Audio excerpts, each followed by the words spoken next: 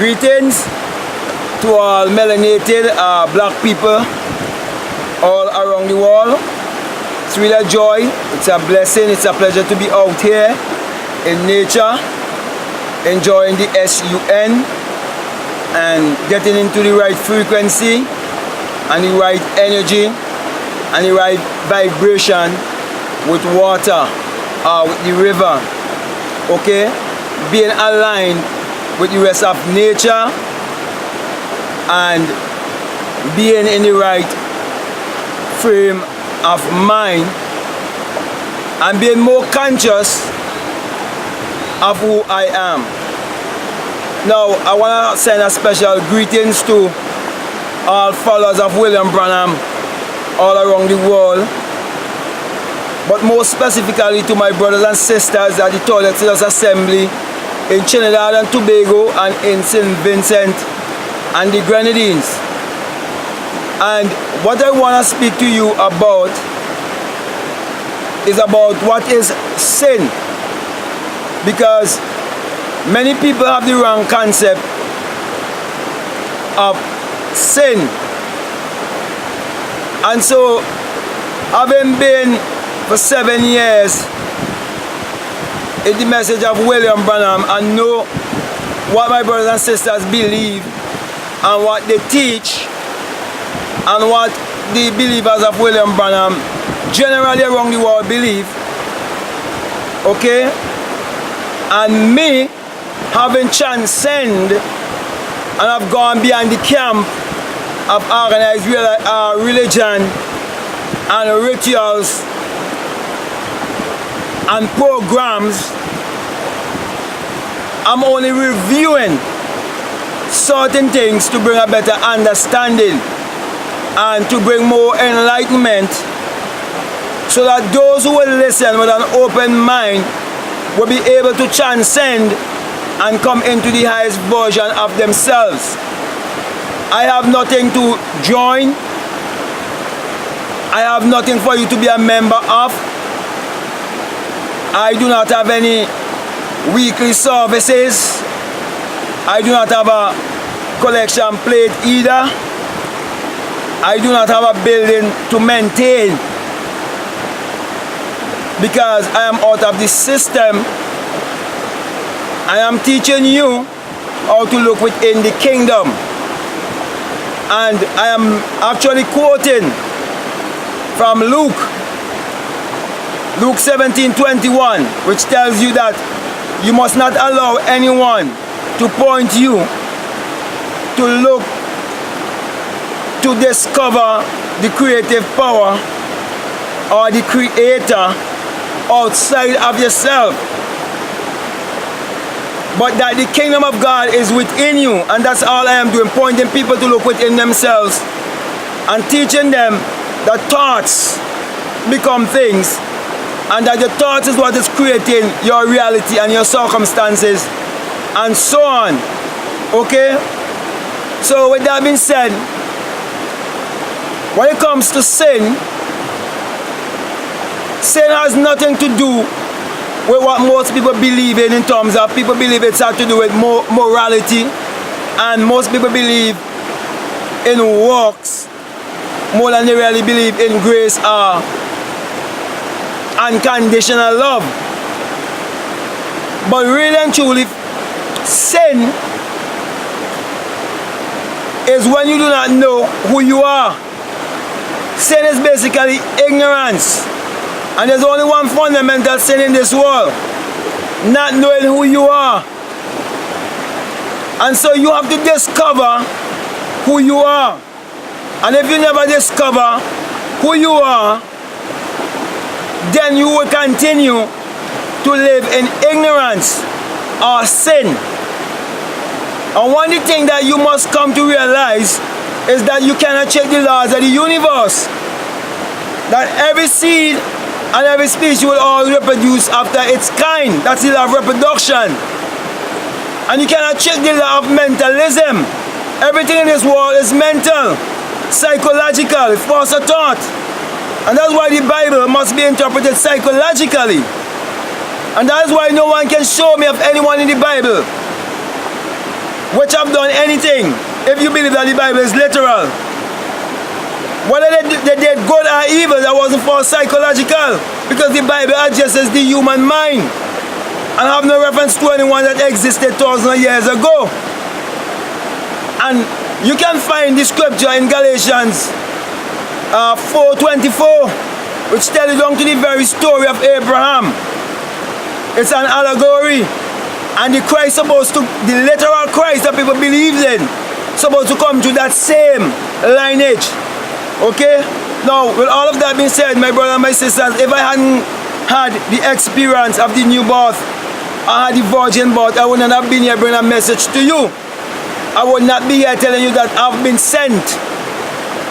I would not have been here telling you that I'm a true witness and that your sins can be forgiven, and that each and every one of us can forgive ourselves and forgive others of their sin or their ignorance or the mental state of not knowing who they are, because we all are going to states of just different mental states or states of consciousness. And that's why when you read about all these characters in the Bible, it's just showing you states of consciousness. Okay, so sin is ignorance. I'm going to read a little scripture here for you. And it's taken from St. John 8. I'm going to read St. John 8 and I'm going to read 23 and 24. This is what it says. And he said unto them, okay, and when he speak about this he, most people look at this he as literal or as a personal pronoun, but just have a personification. That is why in St. John 1 and 3 tells you, without him there isn't anything made that was made, and all things was made by him. If one Christian who believes that the Bible is literal can tell me one thing in this world that was made, that was not first imagined, that was not first a thought, and anything else that ever going to be created or make that wouldn't first be a thought or first be imagined, then you prove that I'm a liar and that the truth is not in me. Okay? So this him that he's speaking about, it is just a personification of your own human imagination, because the creator in man is your own human imagination.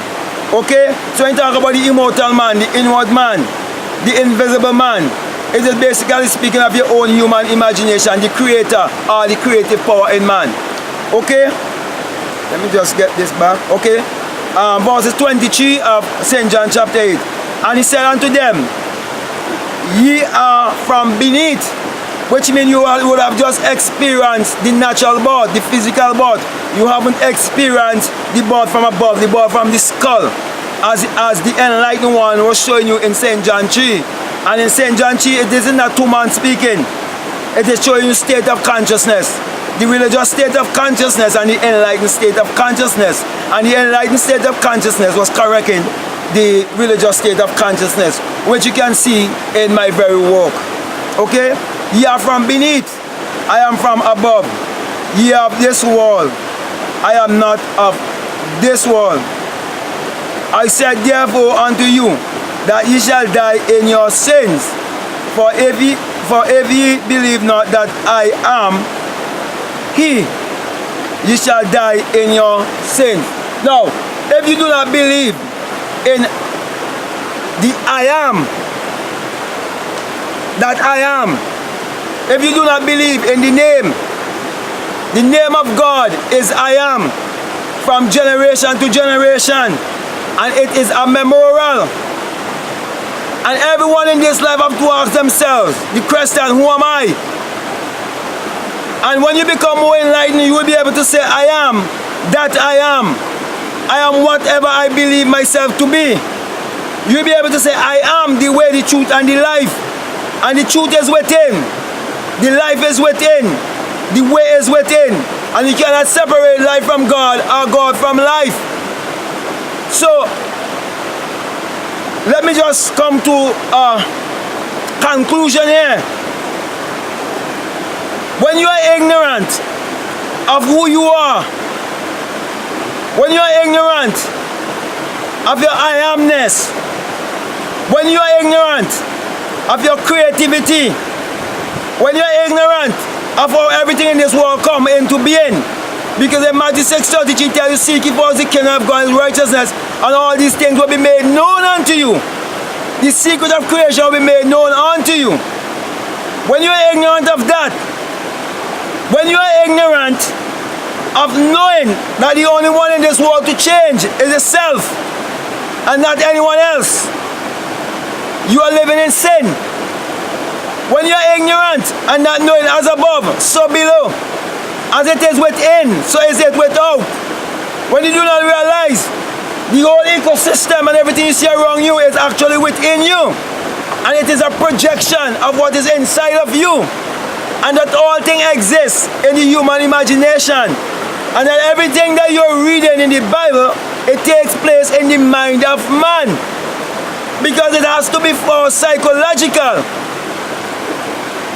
And when you are ignorant of the law of vibration, that all things vibrates, and everything is energy and vibration and frequency, then my brother and sister, you miss the whole message of William Branham.